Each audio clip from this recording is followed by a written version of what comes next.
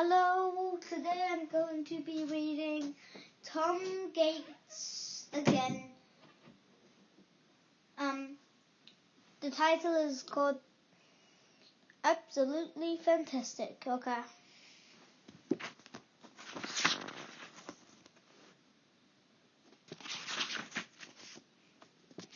Spot all the extra monsters I've drawn.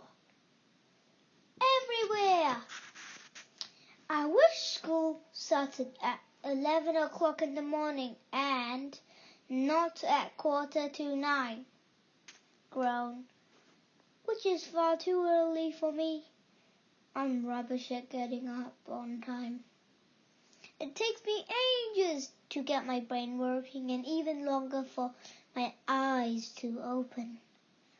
Mr. Fullerman, my teacher, is always wide awake. Right now he's at the front of the class being all busy and lively while writing random words on the board that don't make any sense at all.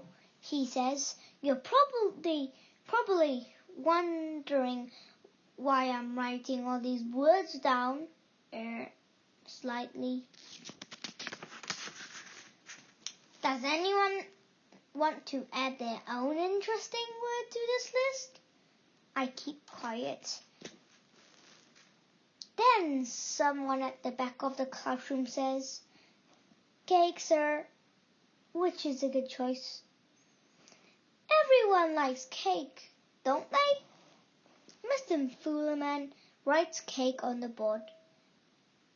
Then Mark Clump suggests bug, and Julia Morton wants pencil, which is not that interesting. But Mr. Fullerman writes it down anyway. All the time I'm thinking to myself, I wonder why Mr. Fullerman never ever seems to look tired. Maybe it's because his eyes are so massive and wide and starry. Mr. Fullerman really does have the most enormous, big, beady eyes. That's what I'm thinking. Only I'm not thinking it. I'm actually saying it out loud. Big, beady eyes. I'm sorry, Tom, did you say something? Mr. Fullerman is staring right at me. No, sir? It sounded like you said big, beady eyes, Tom. Think. No, sir. What was it you said then? I said big, meaty pies, sir. Which makes everyone in the class laugh. Ha, ha, ha. Apart from me. Mr. Fullerman gives me another look and says, "That's 3 words, Tom." Tom choose one. I panic and say pies, which he writes down on the board. Mr. Fullerman explains what he wants us to do next. I'd like you to all write a short story that includes many of these words on the board as you can. Your story can be about anything you want. So get creative. Great. If I'd known that, I would have picked a slightly more useful word to use in a story like it or and. Definitely not pies.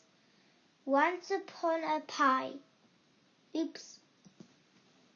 There was a big pie. Oops.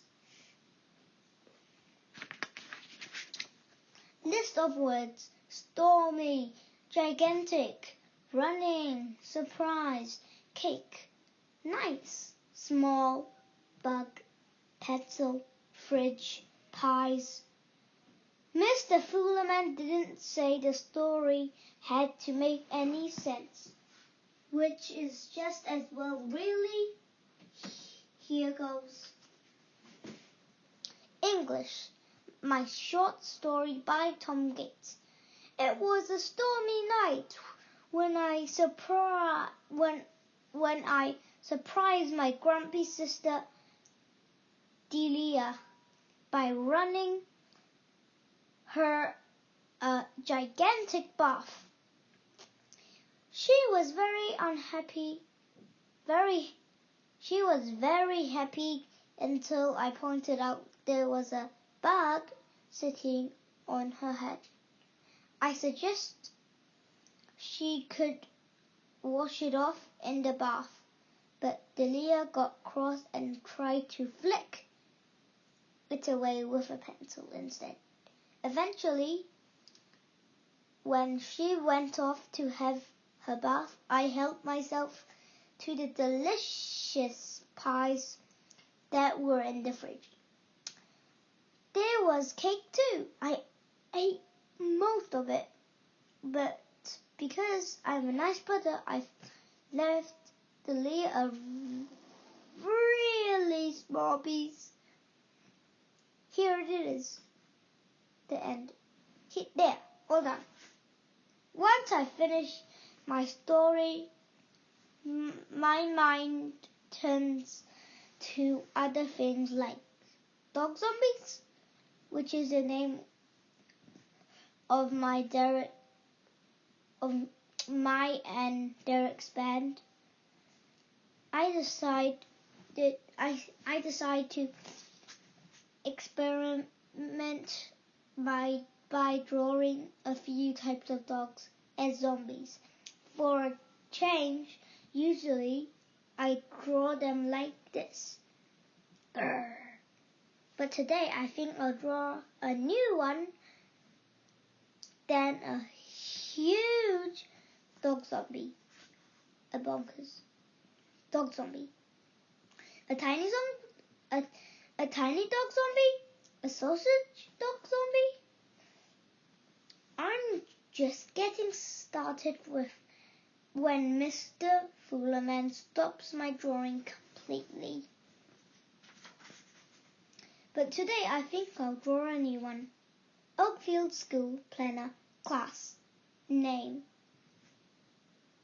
Tom, as you obviously finished your story and have found time for drawing, you can hand out the new school planners to the class. Yes, sir. Sigh. Marcus Meldrew, who sits next to me, is very impatient.